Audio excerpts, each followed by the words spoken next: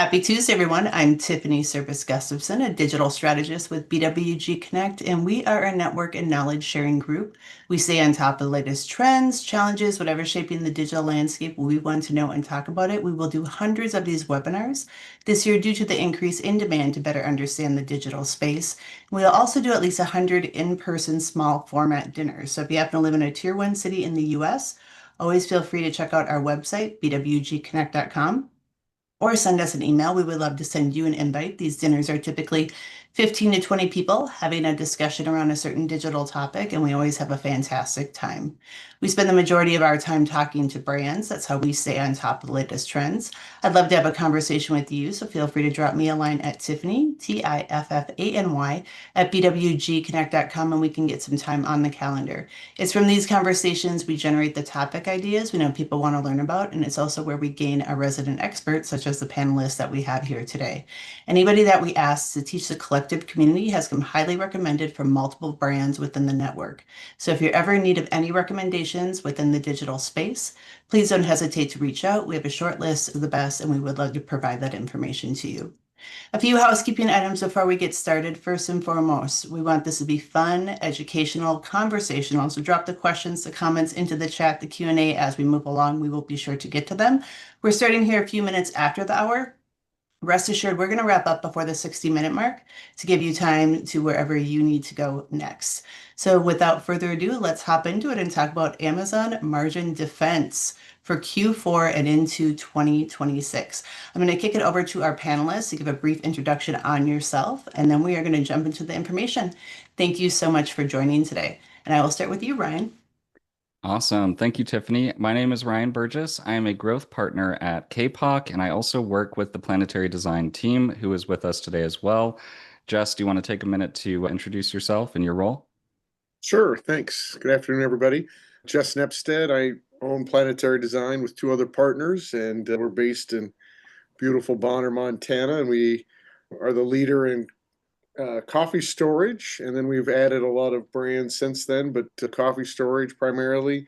We're the first to do travel French presses for the outdoors. And we have several brands under our umbrella now that we enjoy engineering, field testing in Montana. Awesome.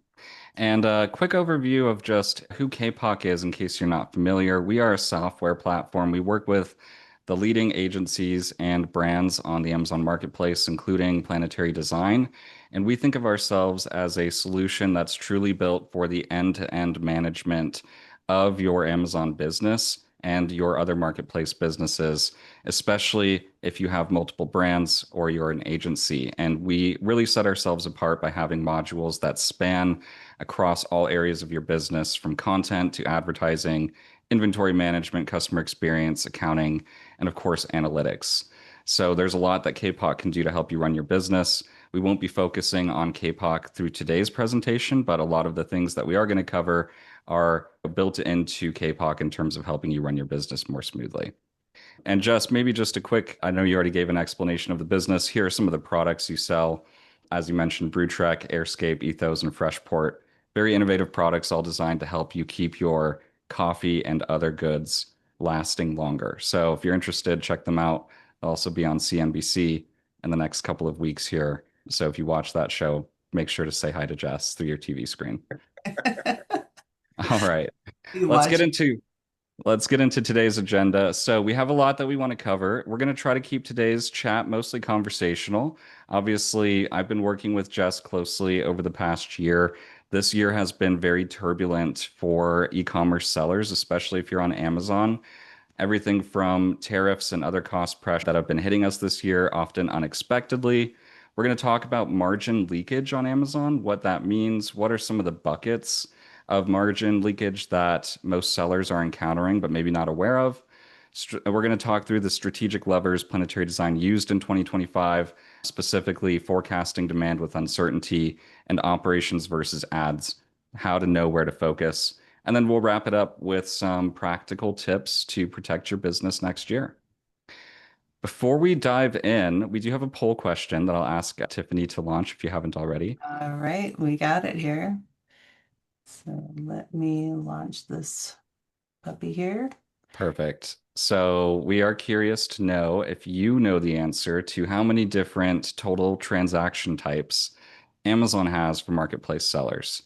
And we've given you a few options there. Just go ahead and mark your response. I'll bring this back up in a little bit later in the presentation.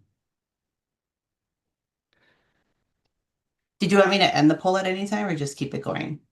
Yeah, I think you can end it once it seems like most people have responded. All right, we'll give it about 30 more seconds. Great. So before we get into some of the questions that I had for you, Jess, I did want to just set the stage. Obviously, I put a timeline together for 2025 and maybe some of the bigger obstacles and challenges that brands faced.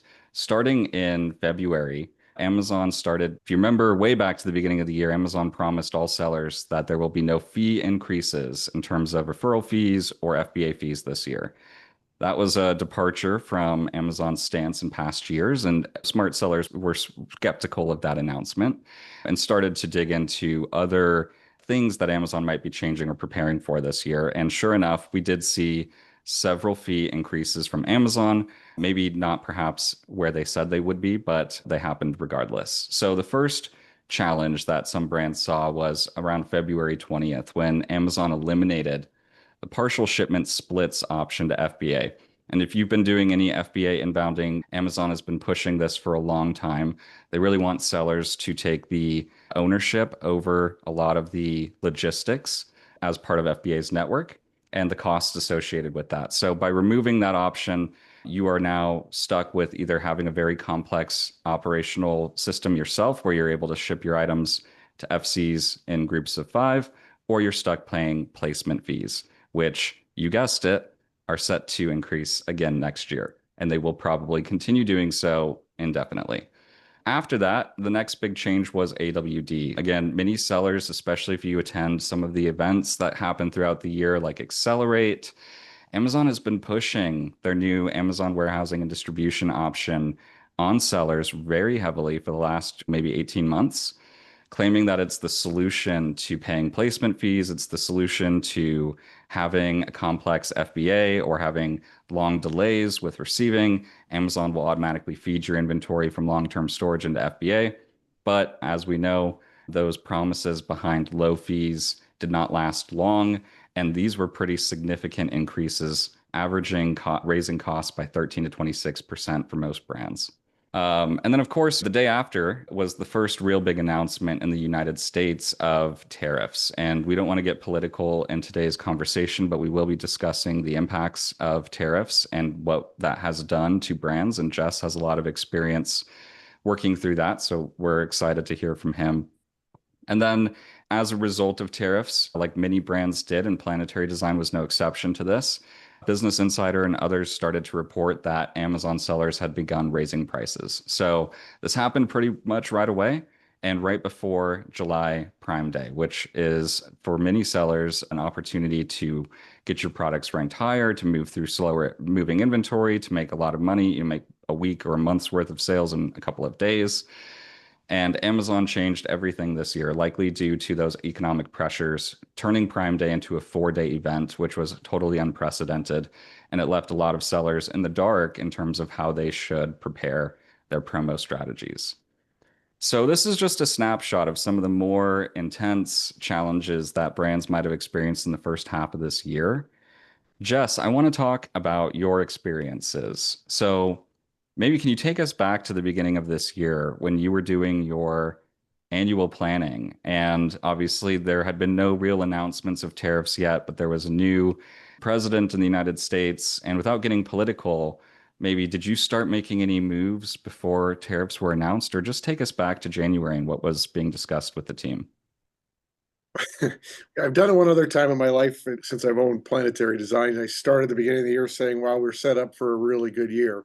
So I did that one other year, and that was the year COVID started. So I did it to myself again this year and said, we're going to have a great year. And lo and behold, April 2nd happened. I didn't say we're going to have a great year because of the president or anything, just really excited about where our team had got our business and with the products we were launching and stuff like that, and had it feel like we had a great team in place. And we just moved into a new corporate headquarters. So I jinxed myself by saying, hey, look forward to a great year. But in our planning, we had just planned to move forward put in about 25% growth on our overall business, and nothing out of the ordinary was in the plan based on what had changed in DC. So that was how we went at the year. When did you first Go when ahead. did you first get any indication that something might happen with tariffs? I don't, the whole year is a blur, but I don't know when exactly that was. But I just kept hoping it was going to be a negotiation thing and not really come to reality. And if it did, I had no, in my mind, I had not prepared myself. I guess I'm a horrible optimist as an entrepreneur, but I hadn't prepared myself for the magnitude of the tariffs and how fast they were changing either. Got caught a little flat-footed for sure. Yeah. It was tough though with all of the announcements and the flip-flopping, like you said, starting with negotiations to maybe a next day a new announcement was made. Yeah. When things finally were clear that tariffs are here and we're going to have to potentially pay them or definitely pay them, how did you decide to move forward? Were you hesitant to place new orders or did you continue to go full steam ahead at that time?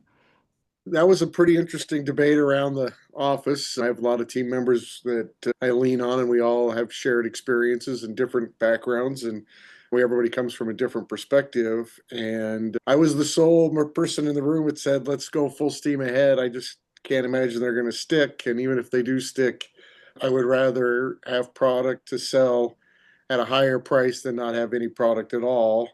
And I think I was outruled by everybody in the room. And I said, I'm going to go down swinging.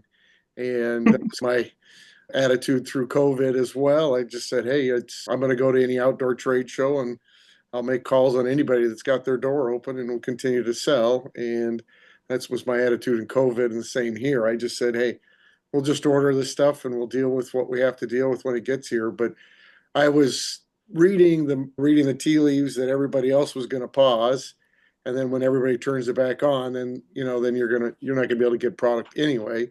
So now your length of out of stocks is longer than you want it to be. So I said, let's go down swinging. Again, my team wasn't very excited, but since it's my name on the notes and the payables and the bank loans, I get to decide. And we rolled the dice and we went at it, and we just kept ordering. And I say that we were very aggressive on that. And then at the same time, we started changing strategies and we said, all right, so what can we do to avoid the impact in the US on tariffs? And we opened up and really started pushing hard on a 3PL warehouse in the Netherlands, started negotiation on a 3PL warehouse in Canada, and started looking into other Amazon platforms, other countries. And if it's going to be tough to do business here, let's do business elsewhere. And that's really been was the shift of both on our Amazon business as well as our overall business. That's a really interesting decision, obviously, to focus on international expansion as a response to the US tariffs. Would you say that was already a goal that you had in mind before the tariffs in terms of definitely growing internationally and having those local 3PLs and the tariffs accelerated it? Or did everything change and this became a sole focus because of the tariffs? I was always on our in our plan to continue to find international distributor partners and grow our business. We had been getting some nice success in Amazon Europe. And so then I know Ryan and we worked together. I looked at you and said, hey, let's start moving marketing dollars. And then I really pushed on my ops team to get Canada up and running. And by June, early June, what is that, 60 days, I was a man with my hair on fire running around. Let's get this thing redirected. We'll deal with what we have to deal with the United States, but let's get real aggressive internationally. I think since we're talking about cost, a fun story is by the time we got product into Canada, we lowered our prices in Canada by bypassing the states. First, we weren't touching the product twice, and there were no tariffs. We were able to lower our pricing in Canada and saw a nice lift in sales there. And we started just putting containers after containers together to ship to Europe. And so by early June, when I went out to DC to talk to the folks that worked there on the Capitol Hill, anybody that would listen, I was out there with the National Retail Federation group. We'd already set our plan. We were going to grow outside the United States as best we could, freeze, level off our marketing in the United States, and be aggressive everywhere else. Yeah. And it takes a lot of prep work to be able to do those things. Obviously, to be able to list and sell your products internationally, you have to make sure you have the right business entity set up and your taxes are figured out and compliance. And I know that's been something that you've worked tirelessly on throughout the year and even earlier. Yeah. But you said something else that was really interesting, which is that your focus on international has actually helped you lower prices in Canada, and your focus on being better operationally in those countries has led to lower the ability to have lower prices and therefore just a better experience on the Amazon platform in the first place, leading to higher sales. Very So much. when did you realize, once it became clear that you were going to move forward with purchasing inventory at the new for the US with those new tariffs? And maybe give us some glimpse, if you know the numbers off the top of your head, in terms of how big the tariffs were for your business specifically. But once you realized that they were coming and you were still going to buy that inventory, how quickly did you know or move to figure out how sustainable or unsustainable that would be without needing to raise prices? We had a pretty good inventory in-house before tariffs, and as an optimist, I kept holding out. And so I went to my very sharp CFO and I said to her, I said, hey, when we get to 50% of our inventory's got tariffs on it, we'll take pricing. And we didn't know what magnitude pricing was going to be because tariffs, I think was one of your questions, Yeah. Ryan, is we had tariffs from the first term, 2000, whatever that was, 15 or 16 still in place. And then this was on top of that. So we went from tariffs going anywhere from 25 to I think we had one come in at the 145. And that's you have more in tariffs than you paid for the entire product of the container. And we tried to do a couple things and hold stuff at bond-free warehouses in Seattle and tried to do some of those things to delay and maybe hope for a lower rate. And we were able to get it done once or twice. But one of the sad story or true story, I guess it's both, container got released unbeknownst to us, and we were holding it in the bonded warehouse, and it got released at the 145. And we've tried to get our money back, and they told us that they need up to 300 days to get our money back. So there's the scary part of how long it's going to take if the Supreme Court rules against the administration on IEPA in 2 weeks. We're all going to have a time getting our money back. But we ended up taking pricing. I want to say we announced it in July and we took it in August, and it was really tough to get all the way across on Amazon due to when Prime Days happen. I think you'd do a better job explaining that to me, to the folks on the podcast, Ryan, than I did. But so we finally got pricing through August 20th, and we took 20% pricing on all US sales, retail, while we were dropping prices in other countries.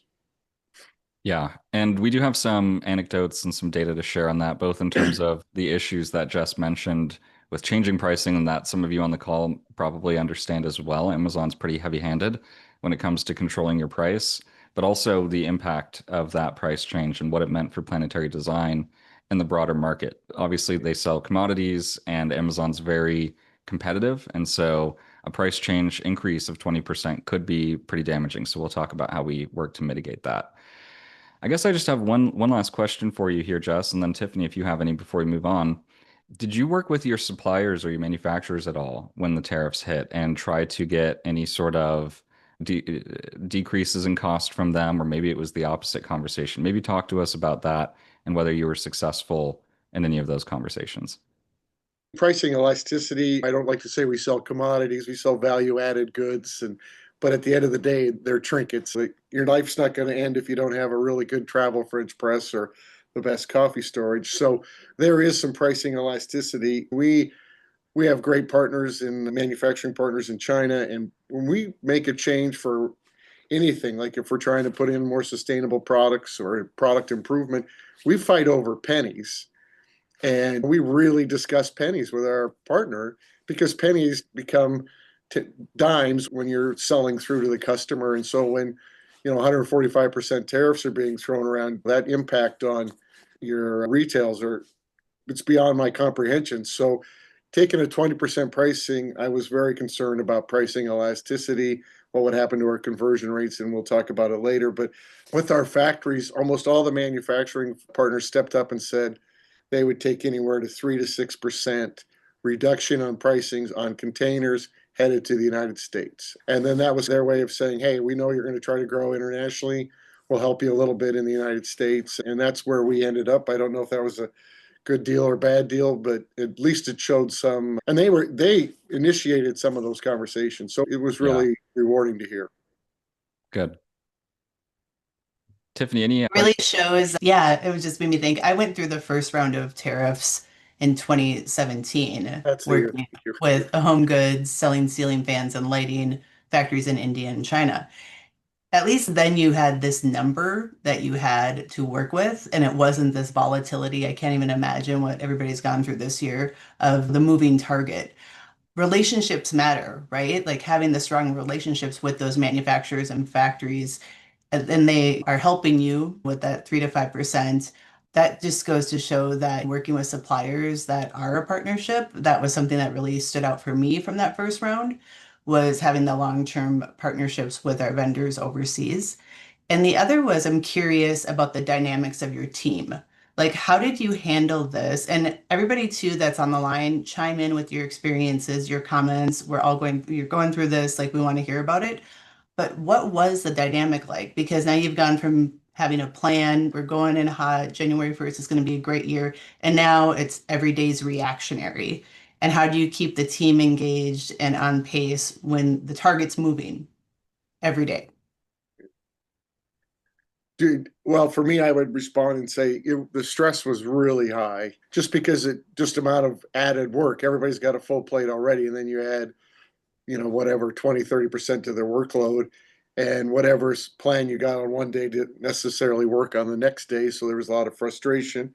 I think there was a lot of frustration politically. We have a very wonderful, diverse group, and so there was lots of people and lots of different perspectives. So that just the anxiousness and emotional part of it was there. I know that I personally had to write a note to everybody and apologize for losing my cool in one meeting, but it's continue to encourage each other and just keep telling each other it's going to get better and it won't last forever. And the team started checking the boxes and we started to get the wheels back on the bus. And I think we were using Kapoq at that time for 90 days. And so we had a lot more visibility than we did have. So we seemed like we were making good decisions with everything that we could control. Because some stuff you can't control. There's an old poem or something about could you manage the things that you can and worry about those things. And I think we just kept trying to get refocused on that. And that's a great point is to have the data and centralized and everybody's working off of that same platform because that was also something I saw is everybody when you work on Amazon are making their own process, their own reports, they're like piecemealing data together and creating their own story. So depending on the department or the personnel that you're talking to, their perception could be different than what you're dealing with. And there's conflict there on top of all the conflict that's going on with everything else.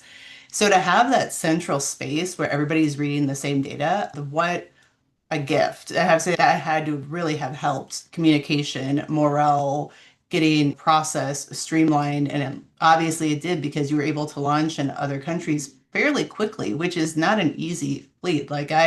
Dealing with VAT tax in England, I wanted to tear my hair out. I was like, oh my gosh, like taxes alone, it's a lot of work and a lot of stress. So to be able to get to other countries and start that business up and having it go in the right direction is fantastic and definitely shows that your team was focused and had the tools to be able to be successful in a very stressful time. Questions, comments put into the chat because again, we want to hear from you. Do we want to share the poll results? Yes, let's do that. That's a perfect segue too, as I transition into some of these margin leakage buckets, if you will, on Amazon. The question was, how many different total transaction types do you think Amazon has for marketplace sellers? What did most people respond with, Tiffany? Well, let's share them. Can you All see right, I can see them. So it looks like about a third of us guessed more than 400, and the majority guessed about 200 to 300. You guys clearly know Amazon, and you've been dealing with them for a long time. The people who guessed more than 400 are correct, and that's what we're going to talk about today. Amazon has over 450 different transaction types. You probably haven't seen them all because they're not all going to apply to every single seller or account type. But that number continues to grow. And the one thing that we can all count on is the fees will get more expensive the longer that you sell on Amazon. And here are the 4 areas where I think brands have a lot of margin leakage happening and an opportunity to spot that with better visibility, get in front of it, and change the outcome for your business. So the first, and these are all, by the way, things that are paramount and critical to your Amazon business. So it's not like you can just opt out of one of these tactics. That's the idea, is these are all entangled with Amazon's algorithms, and you have to participate in all of these things in order to grow. So FBA operations is definitely a big bucket. That includes everything from placement fees to storage fees to the time it can take for FBA to receive your inventory, especially right now in Q4, where lead times are often 30, 40, 50 days for FBA. AWD is completely shut down and has been now for basically a month. You've got obviously tariffs and other external cost pressures, needing to front load inventory purchases, maybe needing to keep more inventory at Amazon for the reason we just discussed. You've got pricing and promo pressure, right? Prime Day coming off the heels of tariff announcements. We just came out of a Prime Day. We've got Black Friday and Cyber Monday and the whole holiday season right in front of us. And advertising. It's pay to play on Amazon. If you're not advertising, you're not growing. But there are so many different ad types now. Amazon has hidden a lot of controls in there that brands aren't aware of that will automatically bid up and cost you money. How do you look into all of these different areas and have visibility? And what are the metrics or charts, if you will, that you should be referring to? I'm going to take you through a few examples of what we've done with Planetary Design and how this is helping them. One example is this profit bridge chart. If you've been in accounting, you've probably seen one of these. I'm not an accountant. Don't ask me questions about how to do these, but reading it is pretty easy. I've blocked out these numbers on the left and right just to not reveal any information about the actual net profit for this account. But you can see that we have 11 other categories of fees that are very commonly charged to sellers on Amazon.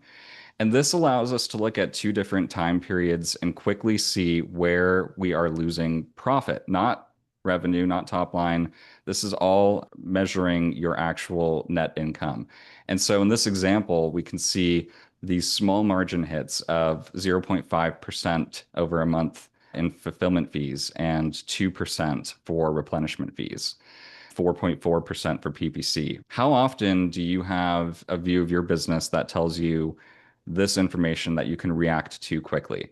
Because Amazon, as we mentioned, is raising fees again next year. And this is not an exception. This happens probably every quarter, if not more frequently, where some fee, one of those 450 transaction types, is getting an update. And I wanted to call this out specifically because, by the way, if you read the entire 2026 fee changes summary, as they call it, it's 1,800 words long. It'll take you a full 10 minutes to read, and that's assuming you're able to understand it and understand how these numbers will affect you. My point is it's confusing, and it's done so intentionally to make it more challenging for you to understand really at the end of the day how much money you're making and continue to grow your bottom line. But Amazon specifically mentions and likes to call out that their increases in 2026 are going to make up less than 0.5% of an average item selling price. Again, these small margin hits that are constantly attacking your business from all angles is the opportunity is to stop that bleeding and turn things around, but also to have clear visibility into your progress. So some of the things that Jess was mentioning in terms of their priorities this year, getting better operationally, especially internationally, was able to save them a lot of money in tariffs. There's a series of other things that brands should be focused on operationally this year if you have not done these things already. We talked about Amazon getting rid of the partial shipment split option. What that means now is, in case you're not familiar, when you're sending inventory to FBA, you have 2 choices.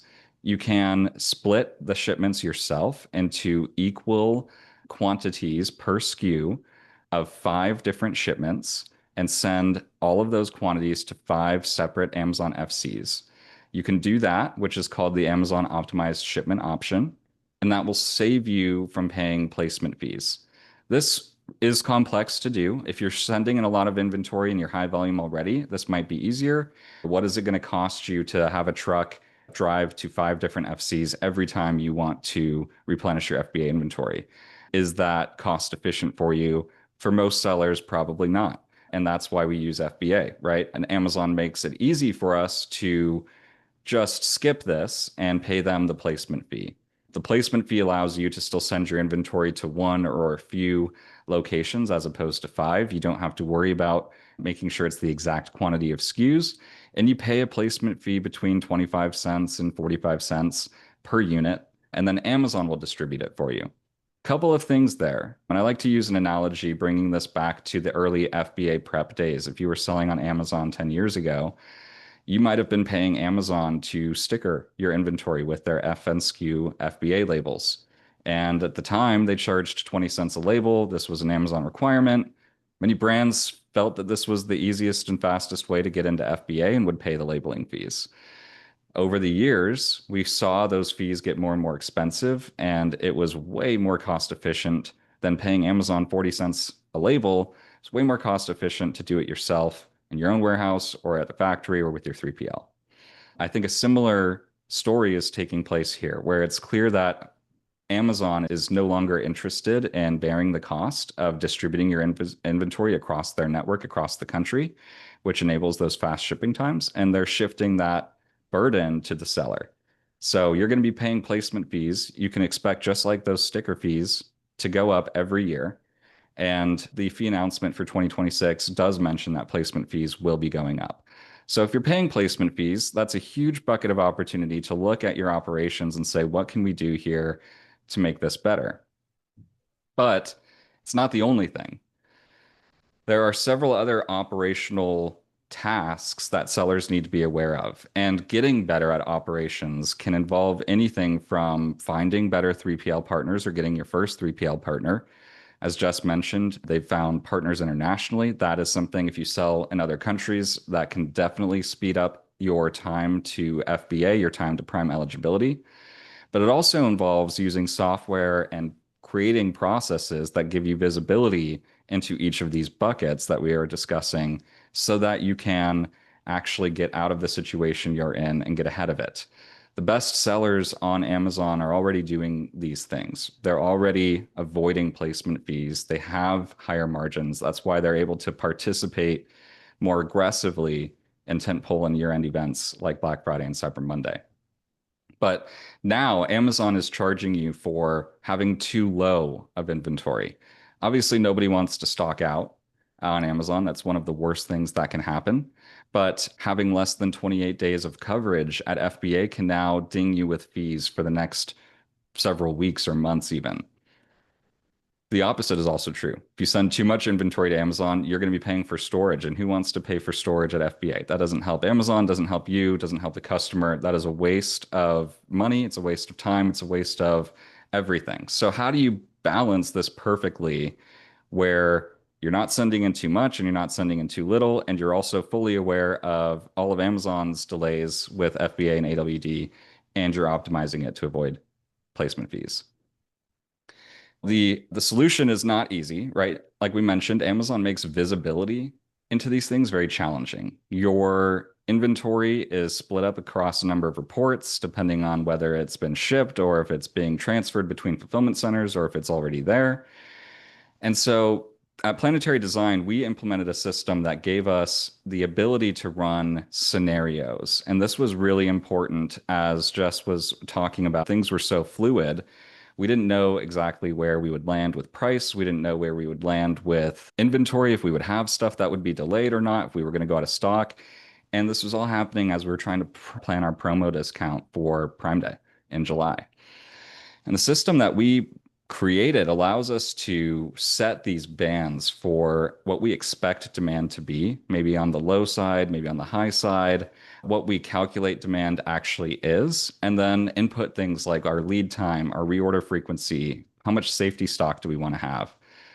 And this gives us a solid recommendation of telling us exactly when we need to reorder for Amazon FBA, how much and why.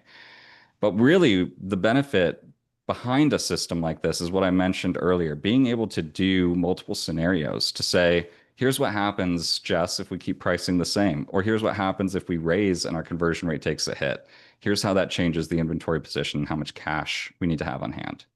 So if you don't have a system for forecasting demand that's responsive and quick and takes into account all of these different variables, that would be my first primary recommendation. Because if you have the system, you have the visibility into it, then you can look into all of those different opportunities and say, if I'm not paying low inventory fees, if I'm not paying placement fees, if I'm not paying for excess storage, how much margin now do I get back at the bottom line? And how does that change what I can do in terms of promos, pricing, or advertising? Something else I wanted to just talk through, because I think it's pretty interesting. Most sellers probably assume and spend a lot of their time optimizing their advertising. And here's just an example from a brand I looked at, looking at the cost and the fee burden. So this is the total cost of the expense divided by the gross revenue for the brand, where AWD and FBA fees make up about 22%, and ads and promos make up about 17%. Do you know these numbers for your business? And are you scrutinizing your operational performance as much as you are your advertising performance? Those would be the questions I would ask you to take back to your team and to your business after the webinar today, because in many cases, your operational costs of getting product into Amazon and getting it shipped to customers are going to be the same, if not higher, than what you're investing in advertising.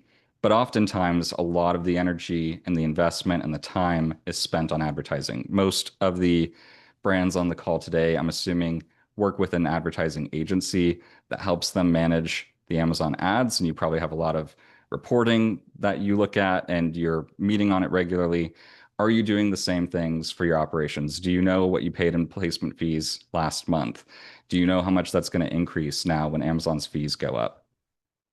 Operational improvements are definitely harder to come by. I'm not trying to say that it's as easy to improve your operational performance by 30% as it might be to do that with advertising, but it's the area where you can get a competitive advantage because there are so many other sellers who are not here yet and not thinking about these opportunities. And because they're harder, they're not going to take advantage of them. So, with that being said, the last piece that we really implemented with Planetary Design is benchmarks. And I think this is important. Jess, remember when we were looking for a tool to try and help us figure out how much to invest on ads relative to total sales and what that ratio should look like? It's all about benchmarking and have something to know whether you're doing the right things. And when there are so many different buckets in Amazon, it's a lot for any one person or a team of people to handle. So we've implemented sort of benchmarks and trackers to know when things are performing good or when there are alerts that we need to prioritize. These are all based on the monthly financial impact to our bottom line, not to our top line, but everything is rooted in a profitability analysis. So we're starting with the things that are hurting our profit the most and working down a prioritized list that way. So if you don't have a way to prioritize what's impacting your margin the most, again, it's about visibility and being able to respond quickly to these things. And that's where I'll end with this very ugly looking slide of just a preview of some of the fees that make up the 450 in total. And so if you can imagine, you read through this and a lot of these make perfect sense. You've seen them in your account. This is a lot to keep track of. And this is a lot if you don't have a system that keeps it automatically updating for you and refreshing in real time. So here are some of the transitioning out of this. I do want to go back to the conversation with Jess and Planetary Design. We mentioned some of the things that we did this year in terms of strategic levers, focusing on international expansion. We raised prices. We participated in Prime Day, both in July and October. Jess, do you want to do the honors? How's the business doing this year? It's pretty darn good. I think we had a little hangover at the end of last year going into the first quarter. We were a little short on supply, so that the first 2 months of the year, I think we were about even versus prior year. And then I would like to say the last 5 or 6 months, we've been up anywhere from 30 to 65% over prior year on Amazon as a total whole. And I think that's better ad efficiency, more dollars in the right places. And I hope that I can echo in a succinct way, really using the tools to manage our inventory so we weren't slipping out of inventory and having the right product at the right place, and really working hard on our efficiency on the back end so we could spend more money on the front end and advertise. And I think we're up to 6 or 7 Amazon's Choice products now, and that algorithm, as Ryan likes to tell me, is starting to spin. And I think you said to me, oh, Sunday was our best day ever on Amazon without a Prime Day or a holiday going on. It's been a really good 6 or 7 month run here, putting the house in order and really pushing where we can win. Yeah, well, I love this story because there were so many challenges, especially for Planetary design, and there was so much going on with international expansion, the need to raise prices. And I want to just unpack that a little bit. As you mentioned, we've been averaging anywhere from 30 to 60% year-over-year growth on a monthly basis. We raised prices, and I'll share some of this for the audience in case they're curious or considering doing some of this themselves. We raised prices in August, and it took us until August because we had to go through all other retailers first. So, in case you're not familiar or you haven't done this yet, Amazon, this is also relatively new over the last 18 months or so, and probably going to continue, has gotten a lot more aggressive with their external price matching. And what that means is they're going to really pay attention to the price you try to sell your items for on Amazon and make sure that they can't be found for lower prices anywhere else. Anywhere else could include your own website, could include Walmart, Target, another retailer. We're not entirely sure. Amazon doesn't exactly say where they are finding the price that they are, but they're constantly scraping. And so we even tested it. We wanted to raise price immediately after Prime Day in July, where we had a strong performance at the old pricing, and we kicked it up. And within 4 minutes, I believe, we lost the buy box in our bestseller. We got the pricing alert. Amazon said this is cheaper on other sites. You've got to do something about that.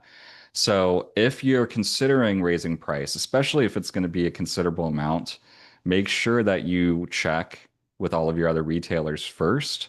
And just tell us a little bit about that process. That was a pretty hands-on effort. What was their response when you called them and said, "Hey, you've got to raise your price"? We're fortunate to have a healthy wholesale business in the United States with lots of partners, good retailers that are pretty common knowledge to everybody. We reached out to them and gave them really 60 days notice and said, this is when we're planning on announcing a price increase. We don't know what it's going to be and to what amount because the volatility that was going on in June and July. And then we finally said in July 22nd, 30 days from now, or 21st, 30 days from now, this is the new price. Some of them said we need it now in writing. And so there was this back and forth and some dragging of feet and gnashing of teeth. But at the end, we weren't the only person taking pricing. So finally everybody did acquiesce and meet us there. And we had a couple stragglers even after August 21st. And the sales guys never like calling customers and telling them, hey, you're not in compliance. We're not going to sell to you anymore if you don't raise your price. And we probably had a half a dozen of those conversations that eventually we got through them all. And I knock on wood, I don't think we lost any major retailers, but it's just a lot of extra time. And you add that that's sales time lost, then you have the counting time lost. It just was a lot of lost time this year.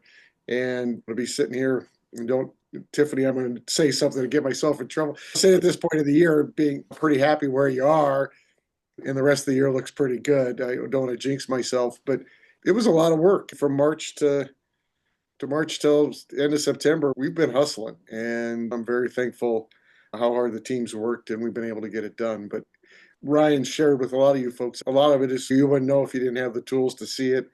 And if you don't know what your problems are, you can't fix them. So you have to be able to see them. Yeah.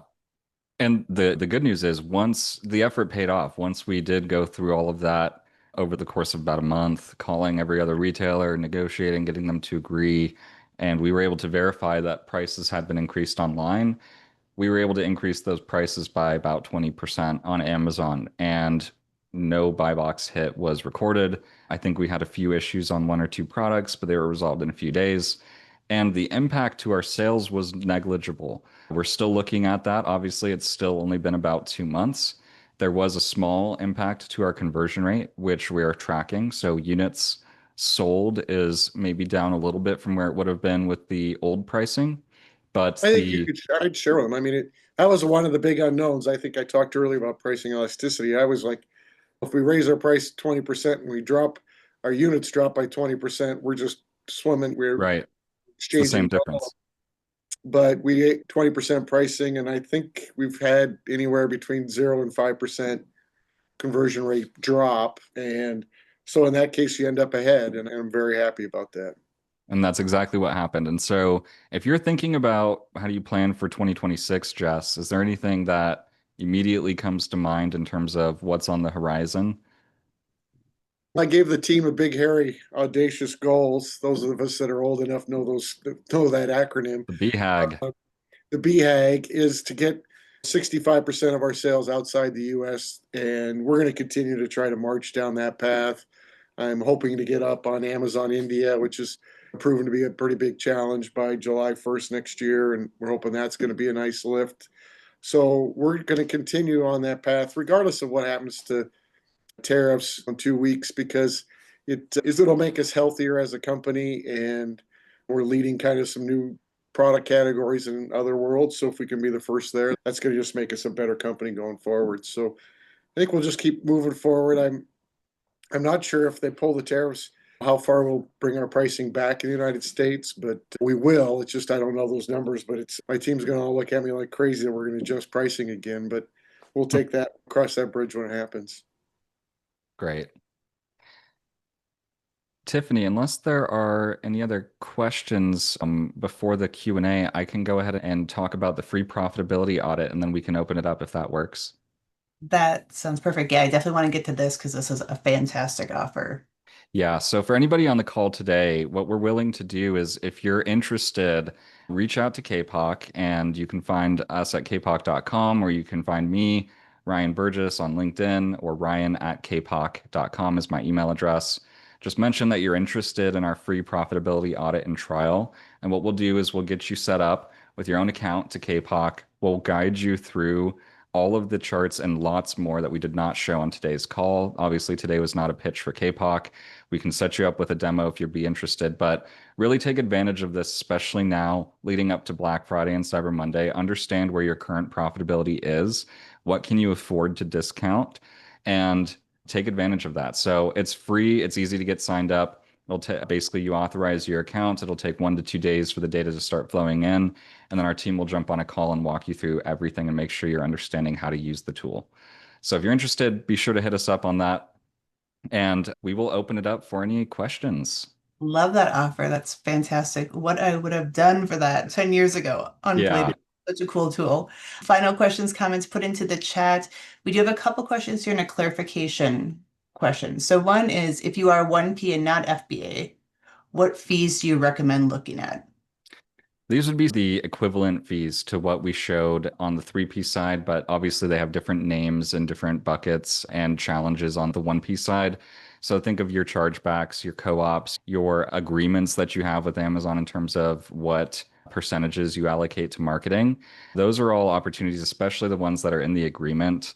I'm no expert. I'm just going to be honest. I'm not an expert on negotiating 1P vendor contracts, but those are big opportunities. You do so every year with Amazon, and there's oftentimes a lot of agreements in there in terms of what you're going to spend on a lot of these margin leakage buckets.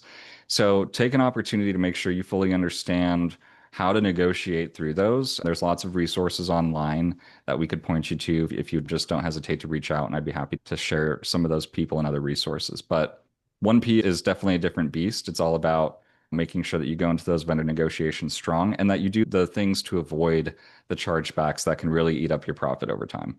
It truly is a different beast, that's for sure. But good feedback and definitely items to look into. Going back to the margin leakage buckets, what are the biggest ones that you've seen that sellers maybe aren't thinking about or aware of that aren't top of mind? I would say on the FBA side of things, it's definitely going to be those placement fees. A lot of sellers are just paying those without a second thought, which makes a lot of sense. Again, it's the easiest option, lowest friction. Placement fees is a hidden one. Also, long-term storage fees, especially if you sell items that are small and light, you might not be noticing the charge because it's not massive. It's not thousands of dollars every month, but it can be hundreds of dollars every single month and increase dramatically once your products have been sitting at FBA for about a year or longer than a year. So again, you're not really going to see that in any of your standard reports, but if you're looking at all of your transactions related to FBA rolled up into a singular view, that will become a lot more obvious to you. So I would definitely make sure you're looking under the hood with FBA and all of the different fees they charge. If you use AWD, same story definitely applies, maybe even more so because of the different charges that AWD has as the inventory moves with an Amazon system, which is all controlled by Amazon. So you're getting charged every time that inventory is touched or moved. And the visibility for that is spread across, I'm not joking, 5 different reports. Yeah, I believe that. Absolutely. And it's all in the details, right? The devil's in the details with the profitability when it comes to Amazon, especially the logistics side.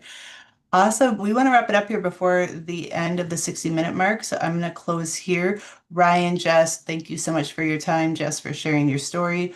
Ryan, we appreciate you, your expertise. Your team is fantastic. We definitely encourage follow-up conversation with the Kapoq team. They are obviously awesome with what they do. And I mean, it's holiday shopping coming up. So Planetary Designs, check out their website. It's a beautiful website with beautiful products. So stock up with those stocking stuffers. I might go shopping tonight, actually, Jess. There's a few that caught my eye, so definitely will check it out. And again, take advantage of the free audit report that is for anybody that joined today. So would be happy, yep, bring it back up here. If you have any questions, always feel free to reach out to one of the team members at BWG. So with that, it's a wrap. Happy Tuesday, everyone. Take care and hope to see you on another BWG event soon. Thanks, guys.